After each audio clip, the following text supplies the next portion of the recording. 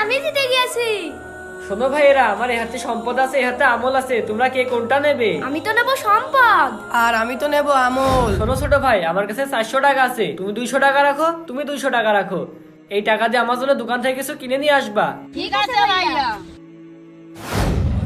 ভাইয়া এই নিন 200 টাকা, আর আমাকে 2 প্যাকেট বিস্কিট দিন তো। আচ্ছা ঠিক আছে ছোট ভাই, এই নাও। ভাইয়া এই নিন 200 টাকা, আমাকে 2 প্যাকেট বিস্কিট দিন তো।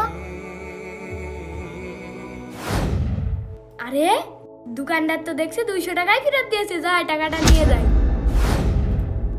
আরে দোকানদার তো দেখছি 200 টাকাই দিয়ে দিয়েছে, যাই টাকাটা ফেরত দিয়ে আসি। ভাইয়া আপনি তো ভুল করে 200 টাকাই দিয়ে দিয়েছেন, আপনি তো বিস্কুটের টাকা নেননি, এই নেন টাকা। ছোট ভাই, এই টাকাটা তুমি রেখে দাও, আমি তোমার সততা দেখে মুগ্ধ হয়েছি, তুমি টাকাটা নিয়ে যাও। ঠিক আছে ভাইয়া। ভাইয়া তোমার কথা মতো তো আমরা দোকান থেকে সবকিছুই কিনে আনলাম, এখন কি করব? এখন তোমার কিছু করা লাগবে না, দোকানদার যে 200 টাকা ফেরত দিয়েছে ওইটা আগে আমাকে দাও। এই না 200 টাকা। দোকানদার যে 200 টাকা ভুল করে ফেরত দিয়েছে তুমি কিভাবে জানলে? তাহলে শোনো, আজকে সকালে